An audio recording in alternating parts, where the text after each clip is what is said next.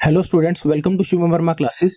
सो इस वीडियो में हम चैप्टर नंबर 4 की स्टार्टिंग करेंगे, दैट इज डिटर्मिनेंट्स। तो डिटर्मिनेंट्स के पहले बेसिक कंसेप्ट्स देख लेते हैं हम। तो फर्स्ट ऑफ ऑल हम इसकी डेफिनेशन देखते हैं डिटर्मिनेंट की। सो डेफिनेशन है every square matrix is associated with a real number known as determinant.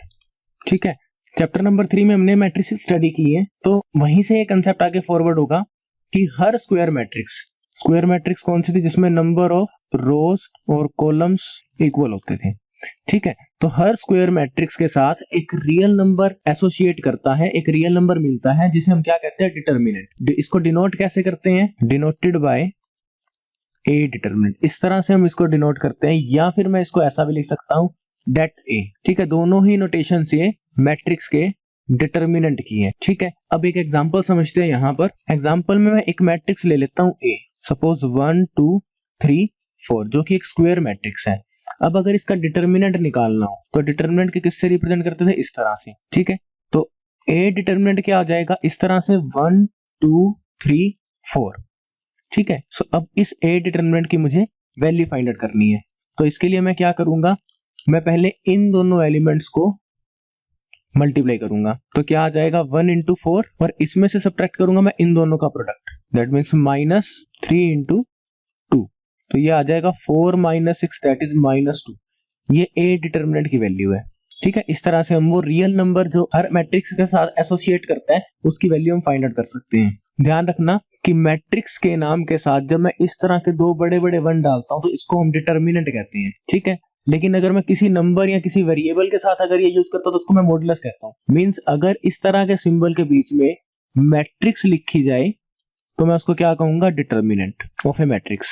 ठीक है, लेकिन अगर कोई नंबर आ जाए या फिर कोई वेरिएबल आ जाए, ठीक है, इसी सिंबल के बीच में, तो मैं उसको क्या कहूंगा, मॉडुलस, जो कि नेगेटिव वैल्यूज को पॉजिटिव में कन्वर्ट करता था। अब इसी तरह से एक और मैट्रिक्स का एग्जांपल लेते हैं। यहाँ पर सपोज मैं ले लेता हूँ 6 7 1 2। मुझे ये डिटर्मिनेंट सोल्व करना है। ठीक है, इसकी वैल्यू कैसे सोल्व करेंगे हम, जैसे हमने अभी की थी, 6 इंटू 2 6 इंटू 2 माइनस करेंगे 7 इंटू 1, तो ये आ जाएगा 12 - 7, दैट इज 5। तो कुछ इस तरह से हम ए डिटर्मिनेंट की वैल्यू या किसी भी डिटर्मिनेंट की वैल्यू फाइंड आउट कर सकते हैं। अब हम एक एग्जांपल 3/3 मैट्रिक्स का लेते हैं। सपोज मेरे पास एक मैट्रिक्स ए है जिसका ऑर्डर 3/3 है। ठीक है, ये 3/3 की मैट्रिक्स है और मैट्रिक्स के एलिमेंट्स डाल देता हूं मैं। सो ये ए मैट्रिक्स है, मुझे किसकी वैल्यू फाइंड आउट करनी है, ए डिटर्मिनेंट की। ठीक है, तो ए डिटर्मिनेंट कैसा होगा, कुछ इस तरह से दिखता होगा ए डिटर्मिनेंट। इसको डिटर्मिनेंट में कन्वर्ट कर देते हैं, 3 - 4 5 1 1 - 2 2 3 1। ठीक है, अब मुझे इस ए डिटर्मिनेंट की वैल्यू फाइंड आउट करनी है। इसके लिए देखिए मुझे क्या करना होगा, किसी भी 3/3 की मैट्रिक्स का अगर मैं डिटर्मिनेंट फाइंड आउट करना चाह रहा हूँ या मैं 3/3 का डिटर्मिनेंट फाइंड आउट करना चाह रहा हूँ, तो उसके लिए मुझे कोई एक रो या कोई एक कॉलम डिसाइड करना होगा जिसके अलोंग मैं इस डिटर्मिनेंट को एक्सपेंड कर पाऊं। ठीक है, तो यहां पर मैं क्या करता हूं, मैं लिखता हूं एक्सपेंडिंग अलोंग R1, कि मैं R1 के अलोंग एक्सपेंड कर रहा हूं इस मैट्रिक्स को, इस डिटर्मिनेंट को।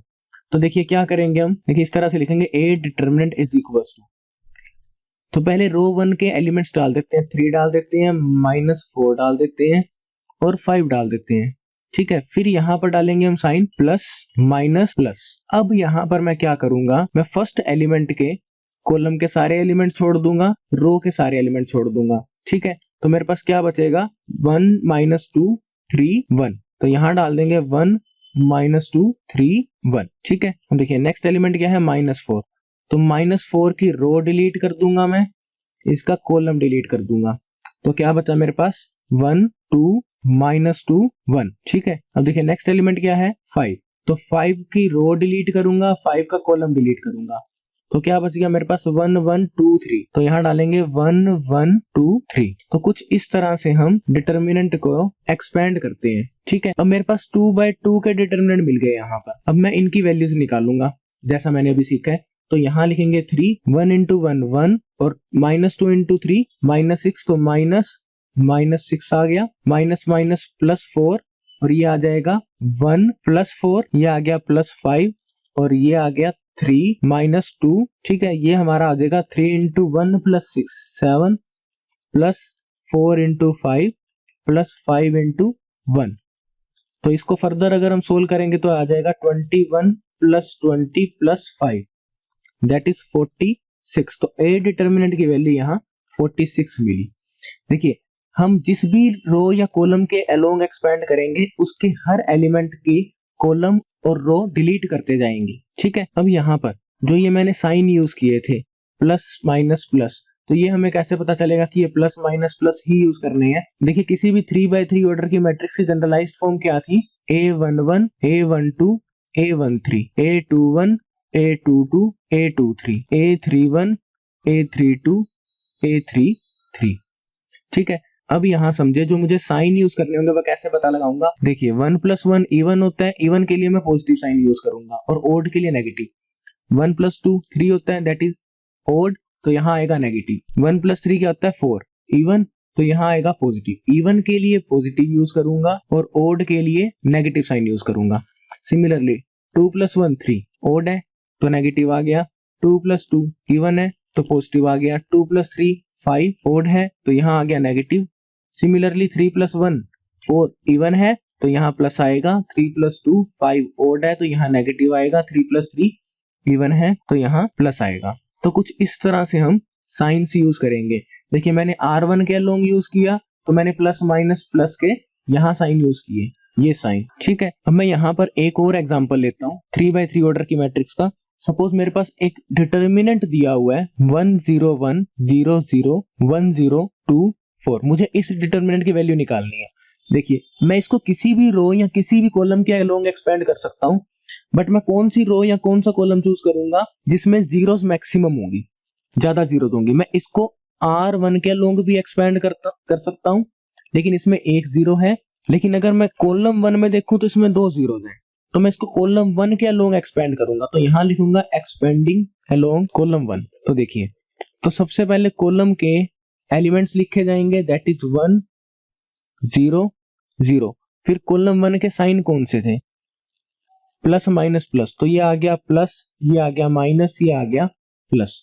अब इन एलिमेंट्स के कॉलम और रो को डिलीट करना होगा, तो इस 1 का कॉलम डिलीट हो गया, रो डिलीट होगी, तो यहां क्या आएगा 1 2 0 4। नेक्स्ट एलिमेंट है 0, तो 0 का रो डिलीट कॉलम डिलीट, तो क्या बचा हमारे पास 0 1 0 4। नेक्स्ट एलिमेंट है फिर से 0, इस 0 की रो डिलीट कॉलम डिलीट, तो क्या बचा हमारे पास 0 1 1 2। अब ये 1 इंटू क्या आ जाएगा 1 इंटू 4 4 माइनस 0 और 0 मल्टीप्लाई समथिंग, ये पूरी की पूरी टर्म 0 आ गई और इस 0 से डिटर्मिनेंट मल्टीप्लाई होती ये भी 0 आ गया।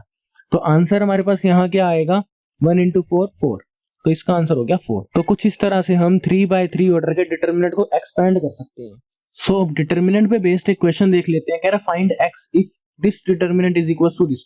अगर ये दोनों डिटर्मिनेंट्स इक्वल हैं तो यहाँ पर x की वैल्यू फाइंड आउट करनी है। देखिए इसके लिए मुझे दोनों डिटर्मिनेंट्स को एक्सपेंड करना होगा, तो 2 इंटू 1 2 आ जाएगा, minus 5 into 4 20 is equal to 2 into x 2x square minus 6 into 4 24। ठीक है, तो ये आ गया minus 18 is equal to 2x square minus 24। इसको क्या लिख सकता हूं मैं, minus 18 plus 24 is equal to 2x square, that is 6 is equal to 2x square. यहां से x स्क्वायर की वैल्यू आ जाएगी 3 और x की क्या वैल्यू आएगी अंडर रूट 3 और ये आ गया प्लस माइनस, तो x की वैल्यू आ जाएगी plus minus square root of 3। तो कुछ इस तरह से हम x की वैल्यू फाइंड आउट कर सकते हैं।